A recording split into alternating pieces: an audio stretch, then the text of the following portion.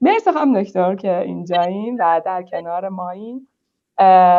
واقعیتش میدونین چیه، ما یه گپی با هم دیگه زدیم اگه خاطرتون باشه بعد از جنگ و اون روزای عجیب غریبه که ما داشتیم و خب سخت بود واقعا. یه گپی اون موقع با هم زدیم و من در مورد این صحبت کردم و با شما در واقع مطرح کردم که من خیلی وقته که میخوام که یک کانالی داشته باشم در مورد مباحث روز دنیا صحبت بکنم با افرادی مثل شما که هم خفنید، هم انقدر فروتن که میاید و با ما صحبت میکنید، وقت میذارید و اینها. دوست داشتم که با هم دیگه در واقع صحبت بکنیم توی یک کانالی. بعد از جنگ ماجرا خیلی عوض شد، یعنی نمیدونم، یه حس عجیبی بود و من احساس میکنم این چیزی که الان توصیف میکنم برای کسب و کارهای ما رخ داد. ساعت 3:30 نصف شب بود، صدای انفجار میومد و توی کانال‌های خبری فقط میگفتن صدای انفجاره، یعنی ما خب خودمون متوجه بودیم که صدای انفجاره و هیچ کاری نمیتونستی بکنی و در لحظه فقط میتونستی مدام نگرانتر بشی، یعنی بگی خب من برای این نگران نشدم، برای این نگران نشدم، برای اینم نگران نشدم. احساس می‌کنم همین بلا سر کسب و کارهای ما اومد و اونها هم هیچ جایی نبود که بهشون بگی خب الان باید چی کار کنین، چه اتفاقی میفته و غیره، و اونها فقط تونستن که نگران تر بشن. این بلایی بود که سر کسب و کارها اومد. از طرف دیگه افراد داشتیم که شاغل بودن در واقع و حالا بیشترم مخاطب ما توی این کانال مدیران میانی و ارشد هستن. دوست داریم که محتوا برای در واقع کسانی که تازه شروع به کار کردن هم تولید بکنیم، ولی هدف این کانال فعلا اینه. شما مدیر میانی و مدیر ارشدی رو در نظر بگیرید که خودش ترسیده، خودش نمیدونه باید چی کار کنه، باید از خانواده‌اش مراقبت بکنه و از طرف یک کسب و کار، یک کاری هم هست که این هم باید در واقع چرخش بچرخه و پیش بره. از اون بحرانه یه ذره رد شدیم، یه ذره الان تو فاز اینی هستیم که حداقل داخل ایران ما شوخی میکنیم با اون جریان و با اون اتفاق، ولی ما هنوز داریم و این سایه جنگ رو هنوز روی سرمون داریم، کاملا داریم. اخبارش هی میاد، هی در واقع این حسو داری. این خودش باعث میشه که بلند مدت نتونیم برنامه ریزی بکنیم و ما مشکلات جهانی که یه دفعه با هم صحبتشو کردیم خب در ایران داریم، یعنی این هم جایی نمیره و مشکلات جهانی هم که در موردش صحبت کردیم در ایران داریم. این رو به عنوان یک مقدمه دوست داشتم که بگم و من ممنون میشم که بدون فروتنی واقعا خودتون رو معرفی کنید، چون ما واقعا دوست داریم که شما رو بشناسیم و در واقع سوابق کاریتون رو بدونیم و یه مسیری هم که طی کردین و خیلی خوشحال میشیم که بشنویم. و بعد من دوست دارم که در واقع 2-3 تا سوال این شکلی در مورد نحوه مدیریت بحران توی دنیا واقعا ازتون بپرسم و در مورد لاین مارکتینگ، چون میدونم که در واقع تو ایران بچه‌ای که تو لاین مارکتینگن یه سری چالش‌ها دارن، ما می‌خوایم مقایسهش کنیم با دنیا به صورت تخصصی این لاین رو و ببینیم که در واقع ماجراش چیه و تفاوت‌هاش چیه و بتونیم که حالا ما هم یک الگو برداری داشته باشیم. خیلی متشکرم. خیلی خیلی ممنون از دعوتتون و خیلی خوشحالم که امروز با هم هستیم و ممنون که صحبتی که بعد از در حقیقت اون جنگ با هم داشتیم، من فکر میکنم زندگی ما آدما همین ارتباطات انسانی هستش که با هم دیگه داریم و این خیلی وقتا به ما کمک میکنه که از پس مشکلات بهتر بر بیایم. من مژده ظاهری هستم. حدود 15 سال هستش که توی صنعت دارو فعالیت میکنم. فکر میکنم از اون پایه شروع کردم. مدیکال رپ بودم، مدیر فروش بودم، مدیر فروش مارکتینگ بودم و توی شرکت های مختلفی کار کردم، از جمله شرکت های مولتی نشنال. آخرین سمتی که توی ایران داشتم من کانتری منیجر شرکت نوتریشیا توی بخش مدیکال نوتریشنش بودم و توسط همون شرکت دعوت به کار شدم و اومدم هلند. بعد از اینکه اومدم به هلند، اینجا هم خب چند تا پوزیشن مختلف داشتم. به عنوان هلسکر نوتریشن منیجر کار کردم، تندر منیجر کار کردم و بعد هم به عنوان کامرشال دایرکتور. از لحاظ بک‌گراند تحصیلی من بیولوژی و میکروبیولوژی خوندم و دکترای بیزنس ادمنستریشن از لیون فرانسه گرفتم. همه اینا در حقیقت این کریری هستش و بک‌گراندی هستش که وجود داشته و ساخته شده و امروز که پیش شما نشستم داریم ما هم صحبت میکنیم، البته از یکم قبلتر، و ایده‌ای که تقریبا همیشه تو ذهنم بود از اینکه بالاخره آدم یه جایی باید رویاشو دنبال بکنه و اینکه حالا کاری رو خودش شکل بده، این باعث شد که من یه بیزنس رو خودم شروع بکنم و خیلی خیلی جدید. سری قبل که با هم صحبت کردیم بهتون گفتم خیلی خیلی اول راهم، ولی خب خیلی امیدوارم و خیلی براش انگیزه دارم، خیلی دارم براش تلاش میکنم و وقت میذارم. در مورد این که گفتین این بحرانی که اتفاق افتاد واقعا همینه، یعنی اینکه همه ما توی یک شرایط واقعا پیش بینی نشده‌ای قرار میگیریم و اصلا به همین دلیل اسمش بحرانه. یه دفعه شب میخوابیم و صبح بیدار میشیم میبینیم که اصلا خیلی چیزات عوض شده و تغییر کرده. حالا کاری به جنبه روانشناسی قضیه ندارم به خاطر اینکه بحث ما نیستش، ولی همه ما حق اینو داریم که ناراحت باشیم، افسرده بشیم، اضطراب داشته باشیم، نگران عزیزانمون بشیم، نگران زندگی آینده و کارمون بشیم و این اتفاقیه که میفته. حالا توی این چند روزی که اون جنگ اتفاق افتاد من فکر میکنم روند اتفاقات خیلی سریع بود. یعنی بعضی وقتا هستش که ما یه بحران اتفاق میفته، یه تایمی به خودمون میدیم، یه تایمی به اطرافیانمون میدیم تا یه کارایی رو هندل کنیم یا حداقل ببینیم چی پیش میاد. ولی من فکر میکنم توی این بحران انقدر من زیاد دیدم که افراد کارشون رو دارن از دست میدن یا دارن تعدیل میشن، یعنی یه ذره با اون فقط 12 روز همخونی نداشت، با یه یعنی SMS تعدیل میشدن.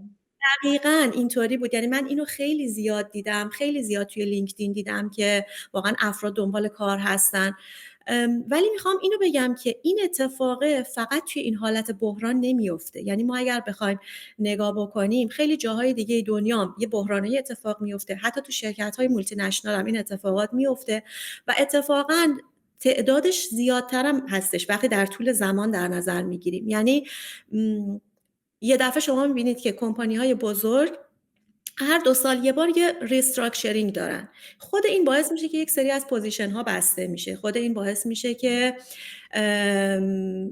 نیروهای تعدیل میشن. ولی مسئله اینه که اتفاقی که میفته که ما متاسفانه اینو یکم کمتر توی ایران داریم، اون عدم امنیت شغلی هستش. یعنی اگر شما توی کمپانی مولتی نشنال قرار باشه پوزیشنتون بسته بشه، اینو بالاخره از قبل میدونید، حداقل یه تایمی دارید که برای یه پوزیشن دیگه اپلای کنید، یا همون کمپانی وقتی که پوزیشن جدید باز میکنه اول از افراد همون شرکت اینترویو میگیره و مصاحبه میکنه تا اونا رو اول سر کار بیاره، یا اصلا بعضی از پوزیشن‌ها رو اصلا توی لینکدین ممکنه نذاره، فقط به صورت داخلی اون رو پست بکنه.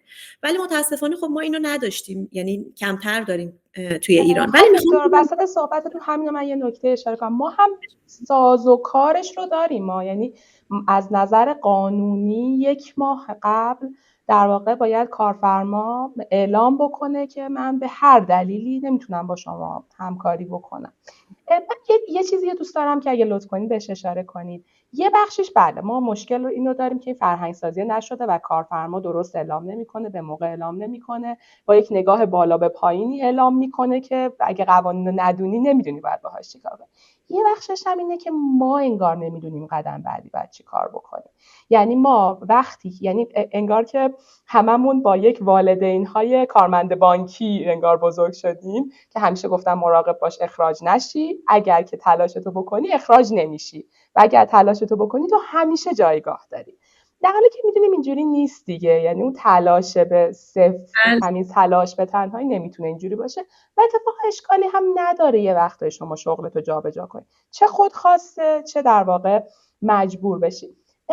اون چیزی که باید بلد باشیم و اون مدیریتی که باید انجام بدیم وقتی که از شغلمون در واقع به هر دلیل یا خودمون تصمیم گرفتیم به علت فشارها بریم بیرون، یا اینکه در واقع تصمیم گرفته شده حالا به هر نحوی که به ما اعلام شده، این هم دوستان یه ذره در موردش بهمون بگین که ما این رو هم یاد بگیریم از شما. مرسی، ببخشید وسط صحبتتون.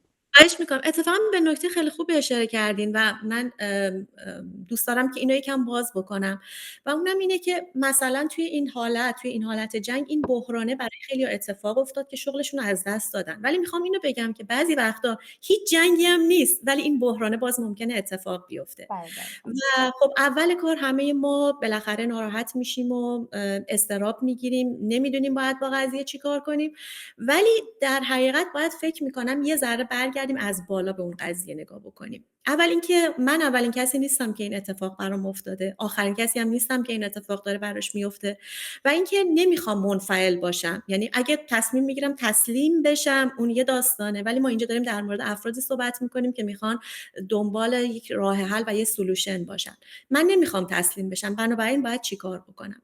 من فکر میکنم که توی این حالت بحران که مهمترین خصیصش عدم قطعیته، یعنی ما اصلا نمیدونیم چه اتفاقی قراره بیفته، یه 2-3 تا کار کوچیک هستش که اون موقع احتمالاً بهمون کمک میکنه که از اون بحران خارج بشیم و بعد دیگه واقعا بشینیم ببینیم که میخوایم چیکار بکنیم. من میگم که این عدم قطعیته و این بحرانه انگار اینه که یعنی باید یاد بگیریم که زندگی با ابرا رو بدونیم چطوریه. یعنی من آسمون رو که نمیتونم کنترل بکنم، ولی میتونم چتر داشته باشم، میتونم یه مسیر جایگزین انتخاب بکنم، میتونم یه جاهایی هم بارون رو بپذیرم، حالا حتی شده ازش یه جایی هم لذت ببرم. نمیخوام شعارگونه اینو بگم، ولی منظورم اینه که ما به عنوان کسی که یه درسی رو خوندیم که راه حل ها رو یاد بگیریم و اینکه راه حل ها رو بسازیم و داشتیم توی یه صنعتی کار میکردیم، توی شغل خودمون کسی بودیم که احتمالاً خیلی وقتا ما راه حل یک چیزی رو ابداع میکردیم یا ایجاد میکردیم. اینجا خودمون هستیم و باید بهتر از همه اونا رو بتونیم که انجام بدیم. بنابراین ما باید فکر میکنم به جای این که بیایم به یک نقشه به صورت دقیق و خطکشی شده نگاه بکنیم، باید بتونیم چند تا سناریو بسازیم. شما برای یه بیزنس کیس یا بیزنس پلن درست کردن تقریبا همیشه همینطوریه. شما یه ورست کیس سناریو درست میکنید، یه بست کیس سناریو درست میکنید، یه سناریو درست میکنید که فکر میکنیم که واقع گرایانه تر هستش و به نتیجه میرسه. وقتی که برای خودمون همچین بحرانی اتفاق میفته، باید شبیه به همین کارو بیایم انجام بدیم. دوم اینکه از اینکه تمرکزمون رو بذاریم روی کنترل کردن همه چیز، تمرکزمون رو بذاریم روی انعطاف پذیری نسبت به همه چیز، روی چابکی و اجایل بودن نسبت به همه چیز. چون وقتی میخوایم همه چیز رو کنترل بکنیم، یه قسمتش که از کنترلمون خارج میشه باعث میشه که کنترلمون رو نسبت به سایر موارد هم از دست بدیم. و مورد بعدی فکر میکنم اینه که برنامه‌ریزی کردنمون رو به شکل قطب نما ببینیم، نه به شکل صرفاً یه نقشه. چون موقعی که بحران اتفاق میفته اون نقشه ممکنه کارآمدیش رو از دست بده، ولی قطب نما چیزی که ما در حقیقت همیشه میتونیم جهت رو باهاش پیدا بکنیم. بنابراین اگر از اون ابتدا بهش فکر کنیم که ما به صورت قطب نما داریم بهش نگاه میکنیم، جهت من قراره به سمت کجا باشه، فکر میکنم در نهایت اون بهمون کمک میکنه که مسیرمون رو زودتر پیدا بکنیم. معنیش این نیست که تو اون مسیر حتما موفقیم، معنیش اون نیستش که اگر یه مسیری رو رفتیم لزوماً به انتها میرسه. شاید بارها زمین بخوریم، ولی ما هم آدمای جنگنده‌ای هستیم. ما هم قرار نیست که تسلیم شرایط بشیم، قراره که شرایط رو تسلیم خودمون بکنیم. دقیقاً. یه ذره دوست دارم که حالا در مورد کیس خودم من یه مثال بزنم و اگر شما هم مثالی به ذهنتون رسید یه ذره با مثال در موردش صحبت بکنیم. من از اولین پوزیشن شغلیم که میخواستم خودخواسته هم اتفاقم بود بیام بیرون 6 ماه طول کشید. یعنی 6 ماه طول کشید من به اون نقطه‌ای برسم که بگم خب من میخوام بیام بیرون. و وقتی اومدم بیرون صادقانه خانم دکتر نمیدونستم باید چی کار بکنم. یعنی اصلا قفل بودم. میدونستم باید رزومه بنویسی، باید بفرستی واسه یه سری آدم‌ها، ولی واقعا قفل بودم. پیشنهاد یکی از دوستانم گفتش که و در کنارش من با خانم دکتر پاسالار اون بازه صحبت کردن. نه خانم دکتر رو میشناسین یا نه؟ خانم دکتر بی‌نظیرن، یعنی اصلا هیچ وقت نمیتونی در واقع صحبت هاشون رو جای نقل نکنی. خانم دکتر به من گفت فاطمه جان یه کاری هم بکن، توی فاصله که جابجا شدی پاهاتو ببند به صندلی 2 دقیقه بشین. این فکر می‌کنم همون حرف شماست، یعنی میگین یه دقیقه آروم بگیر، اصلا هر چی شده یه دقیقه بشین. اگه ناراحتت کردن، اگه حرف بدی شنیدی، اگه نیاز به سوگواری داری، هر کاری میخوای بکنی بکن و توی این فاصله کاری نکن، یه 2 دقیقه بشین. قابل درکه که توی شرایط ایران خانم دکتر واقعا شما نمیتونی یه روزم بدون حقوق بمونی. یعنی این حرف خیلی حرف جدیه. نمیتونی هم خیلی بری آدما رو سرزنش کنی که چرا مثلا تو در واقع پسندازی نداشتی. ما الان مدلمون تو ایران اینطوریه که ما دنبال هزینه هامون میدویم. یعنی ما مثلا قسط داریم، نمیدونم وام گرفتیم، یعنی مدل زندگی متاسفانه یا خوشبختانه یا هر چی تحلیل شرایط الان این شکلیه. نمیشه یه روز هم بدون حقوقمون. ولی من اون بازه حرف رو گوش کردم و حالا برای اینکه حقوقم جبران کنم رفتم داروخونه، جایی که اصلا هم خیلی برام خوشایند نبود رفتنش. احساس میکردم شکست بزرگه بری داروخونه. بعد از اینکه رفتم داروخونه و یه ذره آروم گرفتم، خب فاطمه میشه به مدل خودت بری جلو. تو مدلت رزومه بنویسی بفرستی کمپانیا بررسی کنن بشینی نگاه کنی نیست. یه ذره با مدل خودت برو جلو. مدل من جلسه گذاشتن با آدم‌ها بود و باهاشون صحبت کردن بود و به یک نقطه‌ای رسیدن بود و میدونستم اون آدم‌ها خودشون منو معرفی میکنن اگه اون نقطه اتفاق بیفته.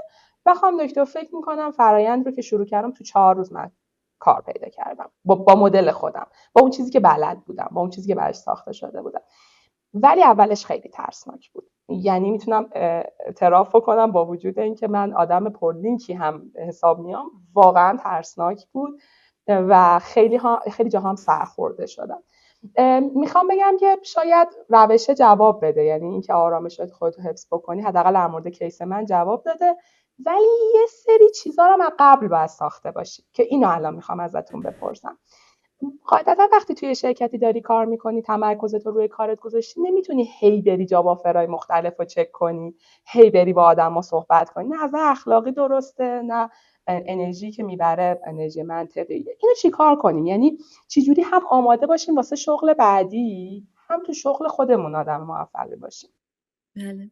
مثالتون خیلی قشنگ و خیلی من فکر میکنم قابل بست دادن تقریبا به همه افراد هستش. همه ما همچین چیزی رو فکر میکنم حداقل یک بار توی زندگیمون تجربه میکنیم و حالا یا خودمون ممکنه که استعفا بدیم یا ممکنه به دلیل شرایطی از یه شرکتی بیایم بیرون. این واقعا برای همه هستش خانم دکتر. و اون دوره‌ای که گفتین که بشینیم و یه ذره فکر بکنیم که من فکر میکنم خیلی مهمه. حداقلش اینه که زمان دادن به خودمونه که اگه ناراحتیم، اگه دلخوریم، اگر احساس میکنیم که اون لحظه کاری ازمون بر نمیاد، یه تایمی رو حتما باید به خودمون بدیم. و خانم دکتر موردی هم که گفتین که مثلا خب ما توی ایران واقعا درآمد خیلی مهمه، اینجا هم همینه ها. یعنی اصلا واقعا فکر نکنید اینجا اینطوری نیست. اینجا اتفاقا در بعضی چیزا واقعا خیلی مهمتره. یعنی شما مثلا میگم شما توی ایران فرضاً بیمه دارید، یه بیمه تامین اجتماعی فرض میکنیم دارید. شما مثلا به صورت خودخواسته ممکن تصمیم بگیرید که یه سال بیمه‌تون رو پرداخت نکنید، یه دفعه حالا 30 میلیون 40 میلیون اینطورا، این یه سیوی میشه. اینجا نمیتونین این کارو بکنید، بیمه اجباره. این یه مثال ساده است دارم میزنم، ولی میخوام بگم که همه اینایی که میگین تقریبا همه جا به شکل‌های مختلف وجود دارن. ولی اون چیزی که گفتینم خیلی مهمه. من فکر میکنم که 3 تا ستون وجود داره که اگر ما اینها رو در نظر بگیریم، اینا ستونایی هستن که توی مواقع بحران، وقتی که بحران مخصوصا شغلی برامون اتفاق میفته، ما میتونیم روی اونا تکیه بکنیم. اولینش مهارت‌های قابل انتقاله. یعنی اینکه من ممکنه شغلم از دست بره، ولی مهارتی که یاد گرفتم که دیگه از دست نمیره. اگر من مهارت مدیر خوب بودن رو دارم، اگر مهارت رهبری یک تیم رو دارم، مهارت مذاکره رو دارم، فروش رو دارم، مارکتینگ رو دارم، هر کدوم اینا این دیگه با منه دیگه و من بعد بر اساس اون میتونم برم که کار پیدا، یعنی باید بتونم که برم کار پیدا بکنم. و اینکه در حقیقت من شغلمو بله اینجوری درست نیستش که من هر روز برم نگاه کنم که کجا اپلای کنم کجا بهتر باشه، چون اتفاقا من فکر میکنم که لویال بودنم خیلی مهمه که شما یک کریر رو بسازین و حتی به خودتون و به مجموعتون کمک بکنین که با هم رشد بکنن. اینم خیلی مهمه. ولی به شغل نباید به عنوان کارت ویزیت نگاه کرد، به شغل باید به عنوان جعبه ابزار نگاه کرد. اگر تو این شرایط قرار بگیریم، حالا شغل از بین بره، بالاخره اون مهارت نظر من وجود داره و معنیش هم این نیست که حالا شما هم ممکنه لینک های خوب بوده، همین که قابلیت های خودتون هم بوده و توی یه تایم کوتاهی اون شغل رو پیدا کردین. ممکنه برای یه نفر یه ذره بیشتر طول بکشه، ولی باز مهارت به صورت درونی در حقیقت براش وجود داره. مورد بعدی مورد شبکه انسانی و نتورکینگ و ارتباطاته. یعنی تنهایی تقریبا هیچ کاری از پیش نمیره. این خیلی مهمه که ما در طول زمانی که کار میکنیم یه نتورک برای خودمون درست بکنیم که بعداً حتی اگر اون نتورک نتونه به صورت مستقیم به من کمک کنه که من شغلی رو پیدا بکنم، بالاخره ارتباطات اون فرد با افراد دیگه ممکنه این کمک رو بکنه. یا ممکنه که حتی شما یه جایی تصمیم بگیرین که با اون نتورک هایی که دارین خودتون یه کاری رو راه بندازین. یعنی این ارتباطات انسانی هم تو همون زمانی که اتفاقا هنوز تو بحران نیستیم ما میتونیم بسازیم.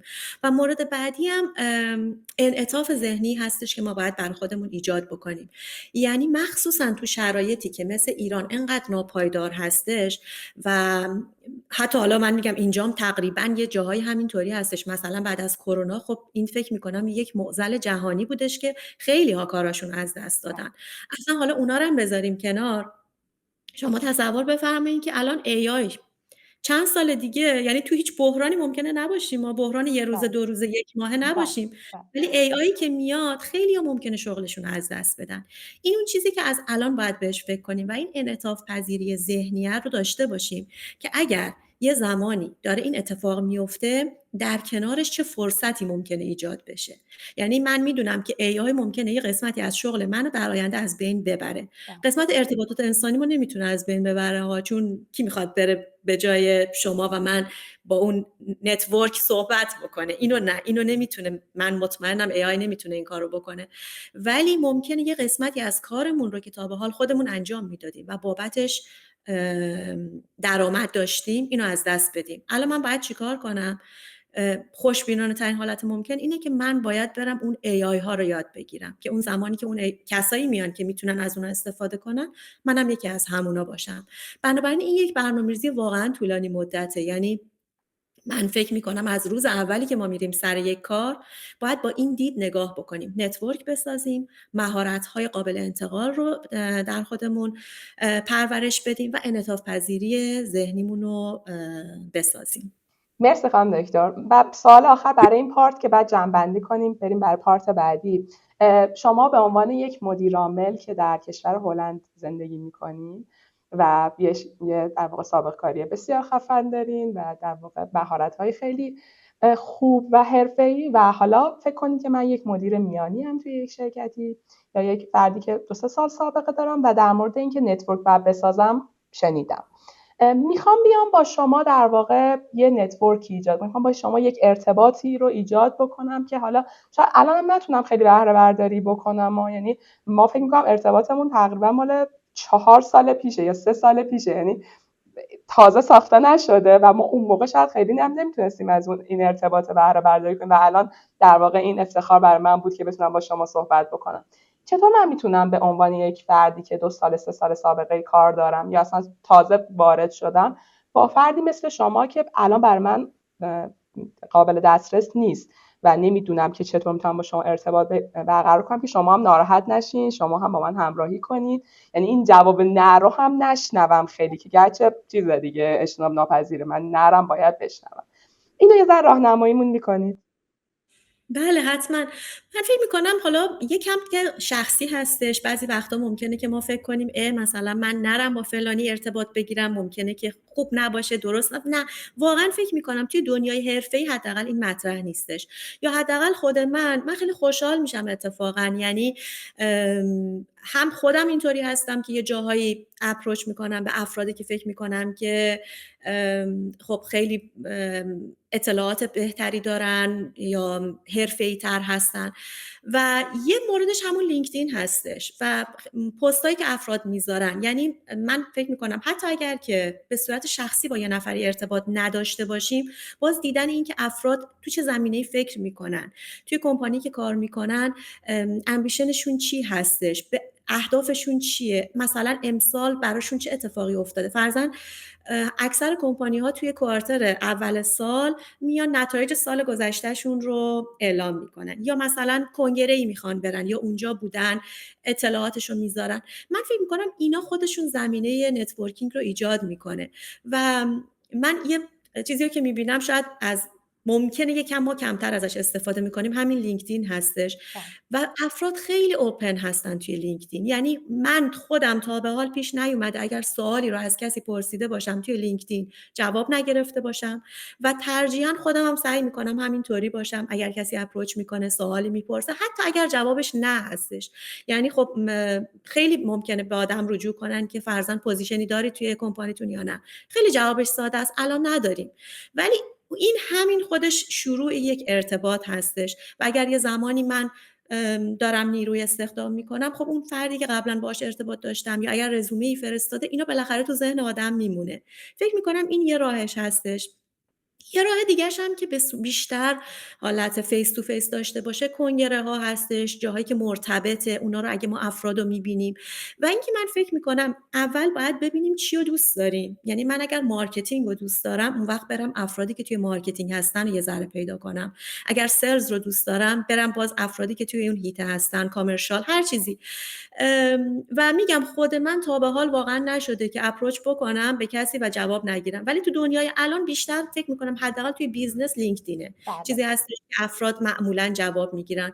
و انقدر دنیا کوچیکه، یه وقتایی شما نگاه میکنید مثلا کسی که شما فالو دارین، یه نفری از دوستانتون در یک کشور دیگه با اصلا ممکنه با یه بک‌گراند دیگه اونم ایشونو فالو داره. یا من هفته پیش کنفرانس بودم، اصلا شما باور نمی‌کنید کسی رو دیدم که 10 سال پیش من مثلا با ایشون یه تایم کوتاهی کار کرده بودم. اصلا انقدر میگم دنیا کوچیکه، ولی این ارتباطه من فکر میکنم که وجود داره. بعد خب دیگه یه قسمتیش هم فکر میکنم به مهارت‌های شخصی افراد یا اینترستاشون برمیگرده. سال نو میشه یه تبریک بگیم، روز پزشک و داروساز و اینا میشه، خب یه اینا ارتباطه رو حفظ میکنه. و اینکه میگن هرچه از دل برایت بر دل نشیند. اگه من واقعا دوست داشته باشم کاری انجام بدم، واقعا، یعنی خانم دکتر دشتی بر من کسی هستن که به قول خودتون 4 سال پیش ما با هم دیگر رو دیدیم، ولی یه خاطره خوب توی گوشه ذهن ماست از یه مکالمه خوبی که با هم داشتیم یا یه همکاری خوبی که با هم داشتیم. این فکر میکنم میتونه دوباره شروع یک ارتباط جدید باشه و محکم کردن نتورکی که ممکنه که شاید سالی یک بار هم ما خیلی وقتا با هم صحبت نکنیم. دقیقاً. من یه جنبندی دقیقاً روی صحبتاتون اگه داشته باشم، چیزی که خودم متوجه شدم اینکه اول منی که میخوام برم نتورک رو ایجاد بکنم، تکلیفمو با خودم بدونم، بگم آقا من این آدمم 1 2 3 4 5. یعنی من اول خودم رو تعریف بکنم. خیلی قشنگ توضیح دادین. گفتین فکر کنید یه شرکتین، برای خودتون بیزینس پلن بنویسین، برندینگ برای خودتون داشته باشین، دستاوردهاتون رو اعلام بکنین. این به نظر من فروتنی شاید نباشه. این به نظرم تو دنیای امروز یک در واقع قاعده شده که شما باید پرزنت بکنی خودت رو به روش صحیح، اصولی. با پستایی که میذاری، همین که مثلا یه پستی تو لینکدین بذاری که در مورد فلان مفهوم صحبت کرده، یعنی تو در این مورد دنبال میکنی، نیازی هم نیست بیای بگی من در مورد این موضوع 4 ساعت خوندم. یعنی همچین چیزی. بعد آدم‌ها رو پیدا کنیم، یعنی به واسطه لینکدین به قول شما خیلی راحت میشه پیدا کرد و آدما دوست دارن اتفاقا، یعنی دوست دارن شما رو کمک بکنن، دوست دارن که در واقع دیدگاه شما رو بشنون و همون اندازه که احتمالاً من دنبال یک شرکت و یک کمپانی خوبم برای کار کردن، اونا هم احتمالاً دنبال یک در واقع فردی هستن که توی شرکتشون موثر باشه. لذا اتفاقا در واقع میان سراغ منو با هم صحبت میکنن. یه کاری که من جدید شکوندم این تصور ذهنیمون که همیشه میرفتم کنفرانس ها و مهمانان اون بالا صحبت میکردن، خیلی هم خوشم میومد از حرف یکی از مهمانان و اتفاقا ارتباطم باش داشتم، شماره موبایلش داشتم، ولی گفتم بابا سر شلوغ زشت استادمه نمیدونم فلان رحمان. توی 1 سال گذشته توی کنگره ها و حالا همایشایی که شرکت کردم، اون موقعی که خوشم اومده بلا فاصله به اون آدم با هر راه ارتباطی که داشتم پیغام دادم که آقای دکتر فلانی یا خانم دکتر فلانی یا استاد عزیز، این صحبتی که کردین خیلی به دل من نشست. و جالبه که پاسخ میدن توی اون شلوغی همایش. یعنی شما مثلا باورت هم نمیشه که ممنونم، مرسی بابت این فیدبکی که دادی و لذت میبرن. یه ذره فکر میکنم این ترس هم هستش. میخوایم بریم سراغ پارت بعدی برای بینندگان عزیزی که در کنار ما هستن. ما داریم با خانم دکتر مژده ظهری صحبت میکنیم و توی این پارت در مورد بحث از دست دادن شغل در بحران‌ها یا به صورت کلی صحبت کردیم و راه حل ارائه دادیم. با ما در پارت بعدی همراه باشید. خب خانم دکتر، بریم سراغ پارت دوم برای کسانی که حالا از اینجا به بعد دارن ما رو گوش میدن و میبینن. اینجا کانال بوستر دوزه و ما با خانم دکتر ظهری، مژده ظهری داریم صحبت میکنیم. خانم دکتر حدود 15 سال سابقه کار دارن توی کشورهای دنیا و حالا امروز شرکت خودشون زدم. من قبل از اینکه برم سراغ سوالات دیگم یه ذره میخوام کنجکاوی کنم خانم دکتر، واقعیتش چون جذابه برام. میخوام بدونم که ببینید مثلا یه کسی مثل من که مثلا سابقه کاری خیلی زیادی نداره، اگه بره سراغ یک شرکتی زدن احتمالاً باید بگرده دنبال مثلا در واقع یک مسئله که بخواد حلش کنه، ولی شما مسیر رو دیدین و برام جذاب بدونم که چی شد که رفتین سراغ شرکت زدن و شرکت خودتون رو و ثبتش کردین و یه زم اگه که حالا اشکال نداره برام در مورد فعالیت هاتون توی شرکت توضیح میدین. مرسی. خواهش میکنم. البته اینی که گفتین که خانم دکتر خیلی فرقی نمیکنه آدم توی چه سن و سالی باشه، توی چه مرحله‌ای از زندگیش باشه. فکر میکنم این تصمیمه بالاخره یه تصمیم بزرگ و سخته، به خاطر اینکه مخصوصا یعنی اگر شما توی یک وضعیتی باشین که خب شغل خوبی دارین، درآمد ثابت خوبی دارین، بیرون اومدن از اون نقطه امنه خب یه ذره واقعا راحت نیستش.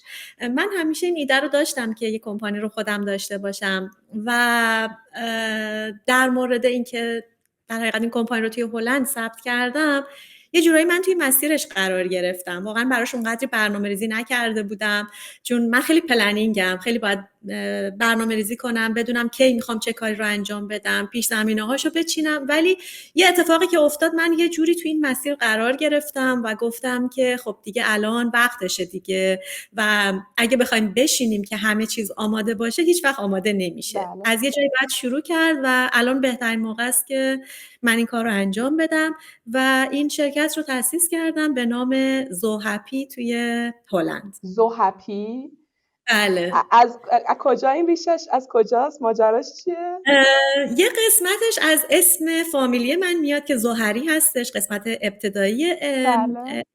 و کلیتش اینه که زو و هپی یعنی زد او توی زبان هلندی به معنی سو یا زیاد هستش.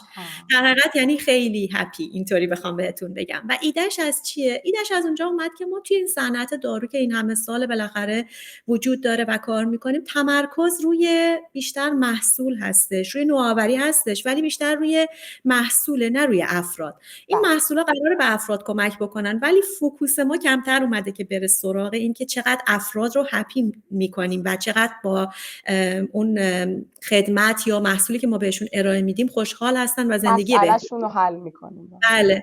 و اینکه من این فکر رو کردم که خب حالا این شرکتی که من دارم میزنم باید کانسپت یه ذره متفاوت تری داشته باشه و این از اونجایی میاد که بله من قراره که محصولات اینوواتیو تری رو داشته باشم، قراره که سرویس های متنوعی رو ارائه بکنم، اما از جهت وقتی نگاه میکنم باید بتونم علاوه بر این تاثیرگذاری حال خوب رو هم به اکوسیستم منتقل بکنم و این شد مبنای نامی که من برای شرکت گذاشتم. و کارتون توی شرکت، چیزی که من متوجه شدم، شما بحث مارکتینگ و صادرات رو تو امان انجام میدین. بله، اجازه بدین بخوام براتون بگم. در حقیقت فعالیت من روی 2 تا قسمت متمرکزه. یه قسمتش همون مارکتینگ هستش که شما فرمودین، یعنی اینکه فرضاً شما یه محصولی رو دارین، میاین میگین که من میخوام این محصول رو توی فلان کشور مارکتینگ بکنم. یعنی میری بین کشورها واسط میشین. بله. توی اون کشور بر اساس نیازی که اون کشور داره، بر اساس فرهنگی که اونجا دارن، بر اساس اینکه یه محصول رو که شما میخواین، یه محصول واحد رو شما توی همه کشورها به یک شکل نمیتونین بفروشین، باید حتما کاستومایز بشه به اون افراد، به اون جامعه. و بر اساس نیازشون باشه. بنابراین تمام کارهایی که برای یک مارکتینگ هدفمند و کامل لازم هستش، از مارکت ریسرچ بگیرین تا آماده کردن بیزنس کیس و بیزنس پلن، پروپوزال دادن، تهیه پروموشنال متریال هاشون، کمپین ها، همه اینها رو در حقیقت من توی زوهپی انجام میدم. ولی ایده اصلی شرکت و کاری که واقعا خیلی دوستش دارم، اون قسمتی که من فکر میکنم که یونیک سلینگ پوینت بر من هستش، اینه که در طول سالهایی که من کار کردم یک نتورکی از 50-60 کشور مختلف دنیا پیدا کردم. یه چالشی هم که همیشه خودم داشتم به عنوان کسی که داشتم به عنوان مانیفکتچرر یا سوپلایر یا کمپانی مادر کار میکردم این بود که چطوری ما توی کشورهای دیگه یک بیزنس پارتنری پیدا کنیم، یک دیستریبیوتری پیدا بکنیم که توانایی این رو داشته باشه که در زمان مناسب محصول ما رو ثبت بکنه، توانایی فروشش رو داشته باشه، تیم خوبی داشته باشه، امکان سرمایه گذاری داشته باشه و پیدا کردن همچین بیزنس پارتنری راحت نبودش. از اون طرف کمپانی هایی که توی کشورهای دیگه هستن، فرض کنید مثلا شما توی ایران یا توی خاورمیانه، دسترسی به محصولات های کوالیتی همیشه راحت نیستش. یعنی شما ممکنه میدونید پول دارید، میخواین سرمایه گذاری کنید، نیروی انسانی دارید و میخواید یه محصولی رو بیارید ولی نمیدونید چه محصولی رو بیارید، یا اصلا میدونید چه محصولی رو بیارید، ممکنه که با اون شرکت وقتی که تماس میگیرید نتونید اون ارتباط رو برقرار بکنید و ایمیل میزنید جواب داده نمیشه و خلاصه از هر دو طرف اینطوری هستش که دو تا کمپانی خوب هستن که نمیتونن همدیگر رو پیدا کنن. بذار اینطوری بگم.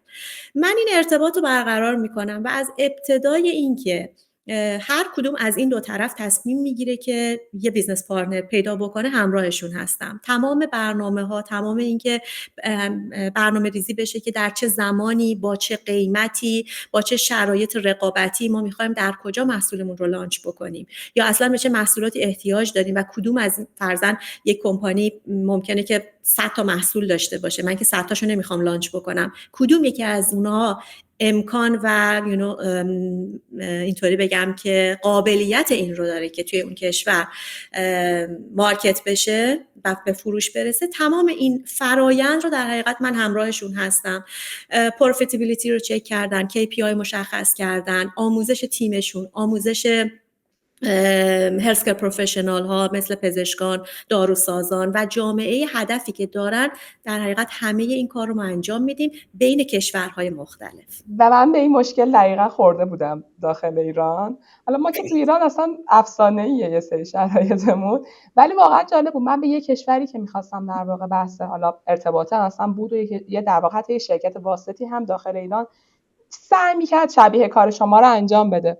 ما فکر کنم بعد 3 ماه فهمیدیم که ما می‌خواستیم تک ترانسفر بکنیم و بعد از 3 ماه فهمیدیم که کشور مقصد و اون کمپانی مقصد اصلا تک ترانسفر نمیخواد. میگه تا مرحله دی اسشو درست کن، تستاشو پاس کن، بر من بفرست. و اصلا اینا خیلی با هم فرق میکنه، یعنی دنیاشون متفاوته. و الان بعد از نمیدونم فکر کنم 2 سال از اون ماجرا، 1 سال از اون ماجرا گذشته، هنوز اتفاقی رخ نداده و ما این در واقع شناخت کشور مقصد، اون ارتباطه و اینها خیلی جذابه. یعنی من فکر کنم که حالا انشالله بعدا مزاحمتونم بشم فارغ از این بحثمون. ولی حالا یه سوالی هم که دارم، گفتین یه سری مشکلات و چالش ها، در واقع یه سری عدم آمادگی به عنوان یک فردی که ساختارمند هستین داشتین و منم اینو کاملا میفهمم. به عنوان یک فرد ساختارمند که ذهنتون همه باید 1 2 3 4ش پشت هم باشه، مهمترین چالشه چی بود که، یعنی مهمترین چیزی که بازدارنده بود براتون که شروع نکنید چی بود؟ فکر میکنم همون اون دایره امنی هستش که ما توش قرار میگیریم. اون در حقیقت یه ذره مانع از این میشد که من بخوام به این موضوع فکر بکنم. ولی میگم وقتی که توی مسیر قرار میگیرین دیگه متفاوت هستش، یه ذره چالشه اون وقت متفاوت میشه. من توی مسیر که قرار گرفتم از همون ابتدا چالش بزرگ من صبره. من خیلی صبور نبودم، مخصوصا توی حالا روزای اول، هفته‌های اول، و هی دلم میخواست حتما الان یه کاری و یعنی این باید انجام بشه، این الان باید تو این تایم، یعنی برای خودم حتی با وجود اینکه شاید خب هیچ عامل بیرونی دیگه وجود نداشت یا فورسی وجود نداشت، ولی من برای خودم یک ایده رو گذاشتم که فرضاً مثلا توی ماه آینده باید این جواب بگیره. این صبر خیلی مهمه. چرا؟ به خاطر اینکه برای خودتون که کار میکنین، در حقیقت انترپرنور که میشین، این دوی ماراتونه، در حقیقت دوی سرعت نیست. یعنی بارها ممکنه آدم زمین بخوره، بارها ممکنه تلاشی بکنه که به هیچ نتیجه‌ای نرسه، ولی باید بلند شه. بعد دیگه یه جایی شد، اون بعد از اون اوایل نشستم به خودم گفتم که دیگه درسته، اینا همه مهمه، اجایل بودن مهمه، اینکه سریع، خب واقعا شما شرکتی که میزنید معلومه که فردا به نتیجه مالی و فایننس نمیرسه، اینو همه میدونیم، ولی اینکه بخوایم حالا خیلی خیلی زودم همه چیزو درست بکنیم، اینم واقع گرایانه نیست. و دیگه به خودم گفتم خب باشه، داری همه کارا رو انجام میدی، ولی اشکالی نداره، مداوم برو جلو، ولی اون تحمل و صبر رو هم داشته باش و حتی اگه شده یک قدم رو در یک روز برداری، این یه قدم مهمه. اینطوری که دیگه برای خودم گذاشتم. اون چالش اولیه که عملا صبر هستش و من خیلی صبور نبودم. البته که شما بسیار صبورین، ما الان 2-3 بار قطع شدیم، ماجرا داشتیم، شما خیلی خفن همراهی میکنین و من واقعا ازتون ممنونم. یه سوال چیزی بپرسم، بدقلق ترین کشور واسه صادرات یا ورود، در واقع فروش محصولات سلامت محور، اگه بخواید بگید کدوم کشور رو میگین؟ خانم دکتر، فکر میکنم 2 تا جنبه رو میشه گفت. یکی خب ما اکثر کشورهای دنیا شما باید محصول رو ثبت بکنید. خب کشورهایی که طولانی مدت‌تر هستش فرآیند ثبت، فکر میکنم یه ذره کارا رو با چالش مواجه میکنن. مثلا من یادمه که اگه اشتباه نکنم توی ترکیه حدود 2 سال یا بیشتر زمان میبره که شما یه محصول رو ثبت بکنید. خب این توی دنیای امروز که شما ممکنه شرکت ها دارن تقریبا هر سال یه پروداکت جدید بیرون میدن، شما میخواین پروداکتی رو امسال برین توی بازار که 2 سال پیش ثبتش رو شروع کردین، این یه ذره فکر میکنم چالش باشه. یا مثلا ایران، خب الان من فکر میکنم تایملاین رجیستریشن ها باز خیلی مشخص نباشه، ادارات تعطیل میشن، یا مثلا ممکنه که فرایند اینطوری باشه که یه روز خیلی خوب پیش میره، یه روز کمتر پیش میره، یه ذره اینا چالش هستش. ولی همزمان خب توی فرایند ثبت کشورهایی هستن که شما اصلا لازم نیست مثلا محصول رو ثبت بکنید به صورت جداگانه. زمانی که شما محصولتون رو توی اتحادیه اروپا فرضاً ثبت کردین، محصول ثبت شده، اونا میدونن دیگه همه چیز چک شده، رعایت شده و بهتون پروانه ثبت توی اتحادیه اروپا دادن و توی یک سری از کشورها دیگه شما همون داکیومنت رو میبرین و فقط یه نوتیفیکیشن میدین به وزارت بهداشت، مدارک رو ارائه میدین، ولی یه چیزی به اسم مجوز ثبت یا ورود یا اینا دیگه لزومی پیدا نمیکنه و اونو دیگه ندارین و به صورت خودکار اون محصول اونجا ثبت میشه. اگه از لحاظ فروش بخوایم در نظر بگیریم، فروش یک چالش فکر میکنم تو هر کشوری و اصلا قشنگیش هم به همینه، زیبایی اون چالش همینه که متفاوت باشه توی هر کشوری. یک کشورهایی ممکنه شما مثلا توی اروپا اصلا این چالش رو ندارین که محصول جدید بیاد، چون همه دارن هیچ چیزای جدید میارن، اصلا همه منتظر چیزای جدید هستن. ولی ممکنه که یک کشور دیگه وقتی بخواید محصول جدید رو ببرین، خیلی باید براش تلاش بشه تا اونها یه محصول جدید رو انتخاب بکنن، حالا نه صرفا به خاطر هزینه‌های مالی که داره، بلکه اینکه ممکنه فکر کنن خب همینی که دارن استفاده میکنن الان فعلا نیازها رو برطرف هست. بله یعنی قدم بعدی ممکن نبینن واقعا. بله، بنابراین از لحاظ سلز و مارکتینگ نمیتونم بهتون بگم سخت کجاست، آسون کجاست، چون خیلی خیلی متفاوته و خب زیباییش هم به همینه. بله. خانم دکتر، حالا با توجه به اینکه به هر کشورهای مختلف رو دیدین، اگه بخوایم یه مقایسه بین حالا مارکتینگ ایران و حالا اگه نخوایم پراکندش بکنیم بریم سراغ کشورهای اروپایی، حالا فکر کنم قانوناش مشخص تره که و یک سری از کشورها رو شامل میشه، فکر می‌کنم مقایسه قابل ارزشی باشه. یه مقایسه بخوایم بکنیم تو بخش‌های مختلف، اول از همه بحث رگولاتوریش رو بخوایم مقایسه بکنیم، رگولاتوری اروپا ساده تره تو بحث مارکتینگ. منظورم از مارکتینگ بحثای رجیستریشن محصول نیست، این خود بحث مارکتینگ، محصول رجیستریشنش انجام شده و ما در مورد مارکتینگش میخوایم صحبت کنیم. قوانین اروپا ساده تره یا قوانین ایران به عنوان شخصی که تو هر دو در واقع بازار بودین و کار کردین؟ اول که خانم من فکر میکنم مارکتینگ به عنوان یک قضیه کلی توی دنیا، حالا ما الان داریم در مورد ایران و اروپا صحبت میکنیم، مثل اینه که ما داریم یک زبان واحد رو با 2 تا لهجه مختلف صحبت میکنیم. یعنی اینکه قوانین، اصول و ساختارهایی که از ابتدا ایجاد شده، من فکر میکنم تقریبا همه جا یکسان هستش. حالا یه سری از کشورها فرضاً توی دنیا ممکن از اتحادیه اروپا پیروی بکنن، یک سریا از آمریکا پیروی بکنن، اصول بنابراین یکسان هستش، ولی نحوه انجام دادنش فکر میکنم بیشتر متفاوت میشه. من چیزی که در مورد regulatory environment میتونم بهتون بگم، من فکر میکنم که توی اروپا خیلی مبتنی بر داده هستش، خیلی مبتنی بر شواهد هستش. یعنی اینکه شما باید داده ها و شواهد رو ببرید تا یه محصول رو بتونید ثبت بکنید. فرایند کاملا مشخصه، شما میدونید در چه تایملاینی چه مدارکی لازمه، چه کاری باید انجام بشه، چه نتیجه‌ای رو خواهید گرفت. ایران اینا رو داره، ولی من فکر میکنم یه مقدار زیادی هم وابسته به شرایط روزمره و حتی یکم وابسته به ارتباطات هم هستش. اینجا کمتر اونو میبینید. این چیزی که حداقل من دیدم و یه ذره من فکر میکنم قوانین نه، شاید بخشنامه ها، عوض شدن دائم مدیران، اینا باعث میشه که ما واقعا بعضی وقتا نتونیم که این رجیستریشن هامون رو مطمئن باشیم که توی چه تاریخی دقیق انجام میشن. و بنابراین اتفاقی که میفته، کسی که مارکتینگ انجام میده فرضاً توی اروپا، همه انرژیش رو میذاره روی خلاقیت بدون اینکه نگران بقا باشه. ولی وقتی که شما توی اون شرایط هستین که واقعا همه چیز رو نمیتونید کنترل بکنید و به صورت روتین ممکنه اتفاق نیفته، به جای اینکه خلاقیت شما در حقیقت بخواد افزایش پیدا بکنه، مجبورین که برین سراغ اطلاعات بیسیک، روی اونها پایه‌گذاری بکنید و یه قسمت زیادی فکر میکنم از انرژی مارکتینگ تلف میشه اینجا، به خاطر اینکه شما نمیتونید کنترل بکنید اون موارد رو. ما خیلی روتین 2-3 تا جشن لانچ داریم، خیلی روتینه. یعنی یه دونه جشن لانچی که برنامه‌ریزی کردیم، یه دونه جشن لانچی که واقعا اومده و خیلی وحشتناکه. من تو این شرایط بودم و خیلی عجیب غریبه. یعنی شما واقعا نمیتونی برنامه‌ریزی کنی و اینجوری که من متوجه شدم توی بخش مارکتینگ انعکاسش اینه که انقدر شما همش استراب داری و در لحظه هی با برنامه‌ریزی کنی و نمیتونی بلند مدت رو ببینی، خیلی روی داستان تاثیر میذاره. در مورد قوانین خاصی برای در واقع سوشال مدیا برای مارکتینگ دارین؟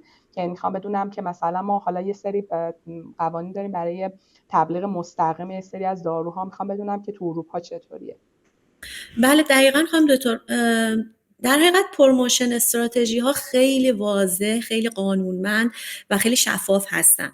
یعنی بحث GDPR که وجود داره خیلی محکمه. شما حتی مثلا یه پروموشنال متریال ساده مثل یه خودکار رو اگه بخواید جایی بدین باید چند تا اپرووال بگیرین. خیلی خیلی مهمه. در اکثر مواقع ارتباط مستقیم با بیمار امکان پذیر نیستش و اجازه ندارین که انجام بدین، اما پیشنت اینگیجمنت وجود داره، پیشنت کمپین وجود داره. اینها رو شما میتونید اطلاع رسانی بکنید.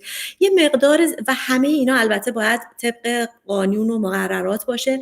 و کاری که افراد توی مارکتینگ توی این قسمت انجام میدن اینه که مثلا میان به ساده ترین زبان ممکن برای بیماران کمپین طراحی میکنن و یه ذره خود بیمارانم من فکر میکنم مدلشون یکم متفاوته و پرسشگرتر هستن در حقیقت. ولی در مورد عمومیت مارکتینگ، یعنی تمام متریالی که میخواین بدین اگر به جایی، تمام اینها قوانین خودشونو دارن. خیلی مهمه که شما چطوری محصولتون رو پروموت میکنین، چطوری فیچرها و بنفیت‌هاش رو مشخص میکنین و هیچ چیزی در حقیقت خارج از اون ضوابط مشخص نمیتونه اتفاق بیفته. ارگان ناظرش کیه؟ یعنی قوانین رو ما حالا مثلا در مورد ایران یه سری قوانین کلی داریم و مثلا انجمن‌ها برای در واقع یا سندیکا برای مثلا یه سری از داروها، یه سری شرایط، یه سری در واقع قوانینی رو، قوانین نمیشه گفت، یه سری بخشنامه ها دارن که حالا ولی عملا اصلی ترینش میشه همون قوانینی که رگولاتوری اصلی ایران در واقع سازمان غذا و دارو گذاشته، وزارت بهداشت. میخوام بدونم که اونجا در واقع این قوانین بحث مارکتینگ و این مواردی که میگید تاییدیه باید گرفته بشه، از کجا باید تاییدیه گرفته بشه؟ اینجا هم همونه خانم دکتر، یعنی یک سری قوانین کلی وجود داره و همه، حالا چه توی مارکتینگ، چه توی رجیستریشن، چه توی سلز، برای همه اینا قوانین وجود داره و مشخص هستش و یک بخش مهمی توی هر کمپانی وجود داره، بخشی هستش که لیگال و رگولاتوری هستش و اون در حقیقت افرادی که هستن تمام متریال رو چک میکنن که چطوری میخواد وارد بازار بشه. یعنی شما بابت هر کلیمی که میذارین، بابت هر اطلاعاتی که میذارین، چه روی لیبلتون، چه روی متریالتون، چه نحوه ارتباط با پزشکانتون، چه اینکه مثلا میخواین یه ایونتی یه جایی بذارین یا حتی میخواین یه اسپیکر دعوت بکنین، کسی بیاد برای شما صحبت بکنه، تمام اینا قانون داره.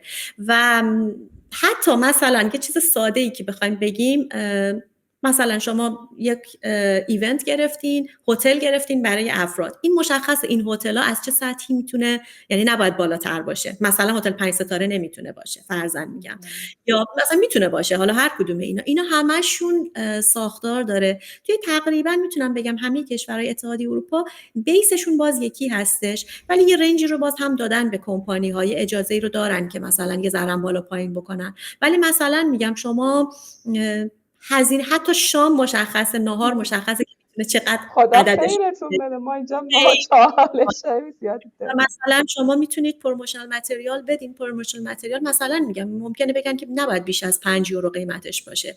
5 یورو ممکنه به حالا ریال تبدیل کنیم زیاد شه یا نشه، نمیدونم دقیقاً چقدر ممکنه باشه، ولی اصلا عملا یعنی هیچی. یعنی شما انقدر باید مراقب باشین و این در حقیقت همون برایبینگ و اینها اصلا نباید اتفاق بیفته و برای همشون باید بتونین در حقیقت شواهد داشته باشین که خب عملا دست این در حقیقت دست آدما رو میبنده از اینکه بخوان بریز و بپاش کنن و با بریز و بپاش یا مثلا فقط ارتباط دوستانه برقرار کردن و سفر و این چیزا بخوان یه محصول رو بفروشن. اینا یه ذره کمتر دیده میشه فکر میکنم. و یه سوال دیگه که بپرسم در مورد قیمت گذاریه. سیستم قیمت گذاری چقدر دست شما رو باز میذاره؟ میخوام بدونم که شما میتونید که اصولا اون قیمتی که در واقع براش برنامه ریزی کردین و واحد مارکتینگ شما اصولی به اون قیمت رسیده، آیا اون قیمت رو میتونید در واقع بر محصول بگیرین یا ماجراهاش چیز بیشتر کمتر چجوریه؟ در مقایسه با ایران بیشتر میخوام بدونم. بله خانم دکتر، توی ایران فکر میکنم یه مقدار زیادی قیمت گذاری یا شاید خیلی زیاد واقعا دست دولت و بیمه ها هستش و خیلی وقتا اگر شما یه محصول نوآورانه دارین نمیتونید اون محصول در حقیقت ارزش واقعیش بفروشین، به خاطر اینکه تمرکز بیشتر روی کنترل هزینه هستش و شاید اون نوآوری کمتر واقعا بتونه ارزش واقعی خودش رو از لحاظ عددی نشون، از لحاظ ولیو نشون بده. ولی توی اروپا اینطوری هستش که خب شما مدارک و شواهد رو دارید نسبت به اینکه این محصول چه کاری میکنه که محصول غیر نوآورانه انجام نمیده و میتونید مقایسه بکنید هزینه و اثر بخشی رو برای اون دارو و تا جایی که میتونید اون رو انجام بدین میتونید قیمت بالاتری براش بذارید، یعنی میتونید موافقت رو جلب بکنید. در حقیقت معنیش اینه که شما شواهد و قرائن رو نشون میدین و نشون میدین که اگر بیمه یا اون دولت میخوان که هزینه بیشتری پرداخت بکنن چرا ارزش باز پرداخت بیشتر رو داره. اینو کاملا میتونید بهشون نشون بدید. اینویشن تاثیر میذاره. بله اینویشن تاثیر میذاره و به صورت کلی هم اصلا اینویشن توی مارکتینگ جایی هستش که شما میتونین که مارژین بیشتری بگیرین، به خاطر اینکه شما محصولی که داشتین که مثل تقریبا مدت‌ها توی بازار بوده، مثل محصول بقیه بوده، اون دیگه محصولی که خیلی مارژینای بالا نمیتونین براش بذارین. ولی اینوواتیو پروداکت محصولی هستش که شما واقعا میتونید که مارژین جدید براش بذارین، بالاتر براش بذارین و فروش خودتون رو تضمین بکنین. ولی تا جایی که بتونین شواهد و اویدنس ها رو برای ادارات بیمه و دولت مشخص بکنید، اونا بررسی میکنن و میگن بله فرضاً این محصول مدت بستری توی بیمارستان رو کاهش میده، خب پس ارزشش رو داره که ما یه مقدار پول بیشتر اینجا پرداخت بکنیم ولی مثلا مریضمون یه شب بیشتر توی آی سی یو نمونه و اون همه هزینه متحمل نشه شرکت بیمه و دولت. ولی فکر میکنم توی ایران یه مقدار بیشتر روی این میره که ما در هر صورتی هزینه ها رو روی پایین ترین حد ممکن نگه داریم و این باعث میشه متاسفانه یه مقدار محصولات نوآورانه با ارزش واقعیشون نتونن به فروش برن. دقیقا ما هم در واقع مطالعات هزینه اثر بخشی انجام میدیم ولی در نهایت مطالعات هزینه اثر بخشی اصولا سمت این میره که داروی جایگزین چیه و اون قیمتش چی جوریه و حالا به اندازه دانشی که من در موردش مطلع هستم. خیلی جذاب بود این بخش، اصلا خودم واقعا لذت بردم. و یه سوال پایانی بپرسم و بعد جمع‌بندی کنیم. خانم پوزیشن خالی توی شرکتتون دارین؟ توی زوهپی ما قراره به خیلی خیلی زود یه پوزیشن داشته باشیم. بگم براتون چیه؟ خیلی دوست دارم بدونم و اینکه بهمون بگین که آیا دورکار میتونید نیرو بگیرین؟ آیا امکان اصلا وجود داره برای شرکت شما که از ایران در واقع حتی شده کارآموز در واقع داشته باشین یا نه؟ چون ما در واقع خیلی دوست داریم که این رو توی در واقع کانال بوستر 2 زمانش صحبت کنیم و اگر بچه‌ها دوست دارن تجربه جدیدی و دانش جدیدی کسب بکنن بتونن که در واقع مسیرش براشون هموار بشه. بله. در مورد سوالتون که آیا دورکار میتونه باشه یا نه، بله، من فکر میکنم که دنیای جدید دیگه خیلی خوبه افراد بتونن کنار همدیگه بشینن. من خودم آدم سوشال هستم، خیلی دوست دارم به صورت روزمره ارتباط داشته باشم، افراد رو ببینم، ولی واقعا برای کار کردن من فکر میکنم که از کرونا به بعد این اتفاق افتاد. ما هنوز توی اروپا اکثر کمپانی‌ها شما هر روز دیگه شرکت نمیرین، 2 روز در هفته، نهایت 3 روز در هفته، بستگی داره. بعضی از شرکت‌ها اصلا لازم نیست که شرکت بخواین برین و خودشون توی به اصطلاح جاب پستشون نوشتن که اصلا ریموت هستش این پوزیشن. یا من دوستانی دارم که نیروهایی که دارن از کشورهای مختلف هستن. چرا؟ چون توی دنیای امروز ما به قابلیت افراد بیشتر احتیاج داریم، مخصوصا وقتی که این پوزیشن های مثلا مارکتینگ هستش. خب بله، برای مارکتینگ من لازمه برم اون کشوری که میخوام کار بکنم، مارکتش رو ببینم، بیزنسش رو ببینم، ولی وقتی دیگه میخوام بشینم متریال طراحی بکنم دیگه لازم نیست توی آفیس باشم. اینو هر جایی که باشم فارغ از زمان و مکان و میگن که محل کارت کجاست، الان میگن جایی که من اینترنت کانکشن خوب دارم. بله دقیقاً درسته. بشینیم انجام بدیم واقعا. و در مورد سوالتون، بنابراین تمرکز من روی این هستش که اگر تیم ممبری قرار داشته باشیم، کسی باشه که قابلیت‌های انجام اون کار رو داشته باشه و کسی باشه که بتونه در عین حالی که ممکنه که به صورت فیزیکی در کنار ما نباشه، قابلیت تعامل با تیم و تیم ورک مناسب رو داشته باشه. این مهمترین خصیصه‌ای هستش که فکر می‌کنم وجود داره. در مورد پوزیشن، اتفاقا یه پوزیشن مارکتینگ هستش، یعنی من به کسی احتیاج دارم توی این تیم که بتونه کانتنت مارکتینگ تهیه بکنه، نه اینکه کانتنت رو ما داشته باشیم بعد بگیم که حالا مثلا خوشگلش کنیم، متریال آماده کنیم، اونو نه. کسی که بتونه پروداکت رو بگیره، اطلاعات علمیشو بتونه تبدیل به اطلاعاتی بکنه که توی فروش استفاده بشه، توی ارتباط با پزشکان استفاده بشه و توی ارتباط با بیماران استفاده بشه. این در حقیقت پوزیشنی هستش که من دارم بهش فکر میکنم که در آینده نزدیک داشته باشم. و اینکه چه ویژگی هایی باید داشته باشه از نظر تحصیلی و از نظر سابقه کاری؟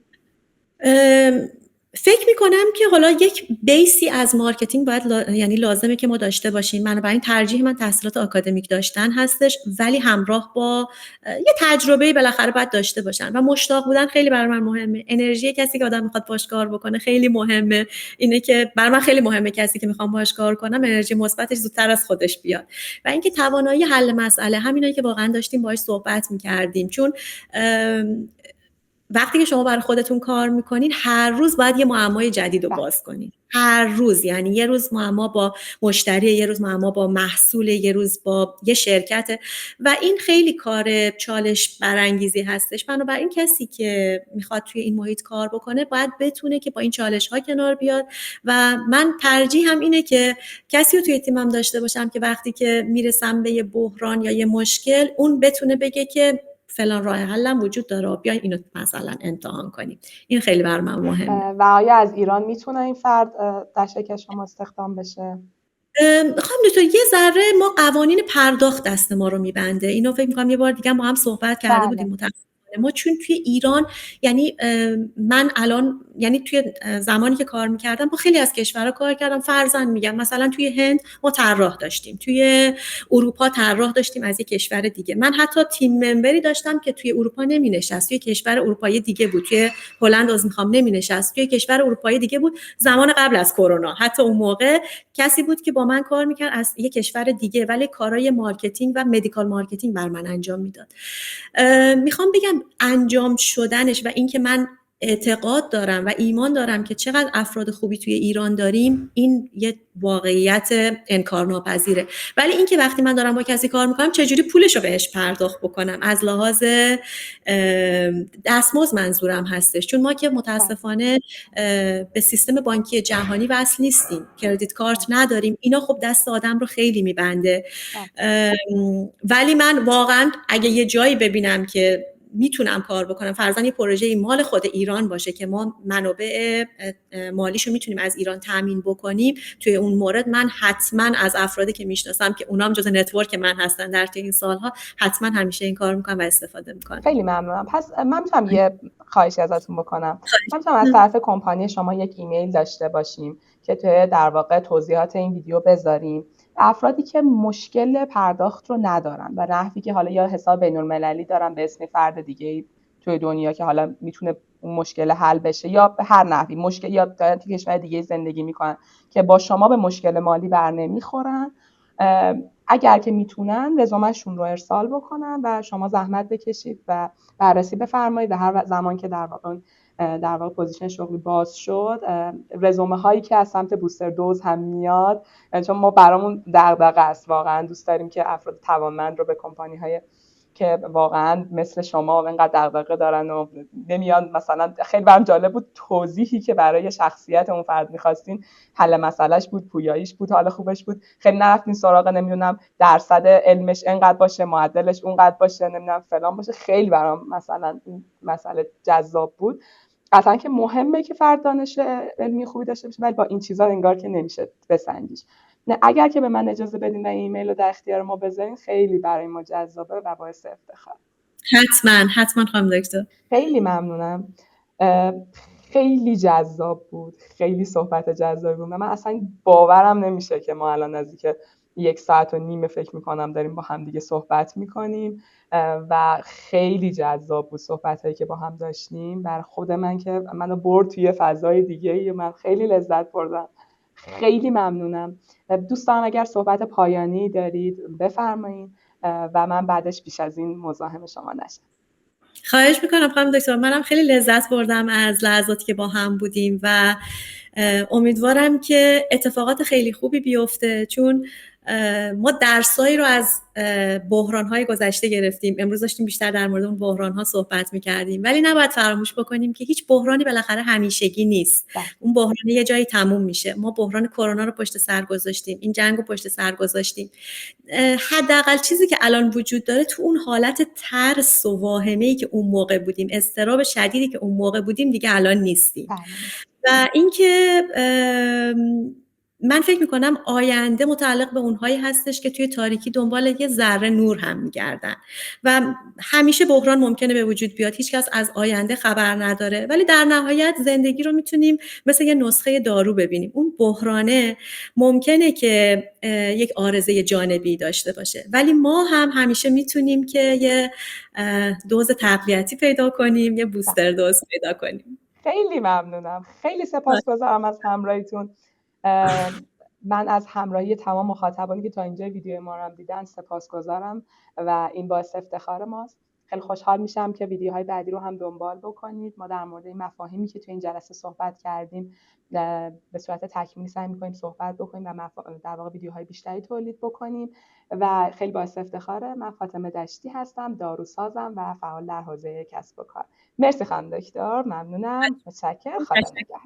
خدا نگهدار.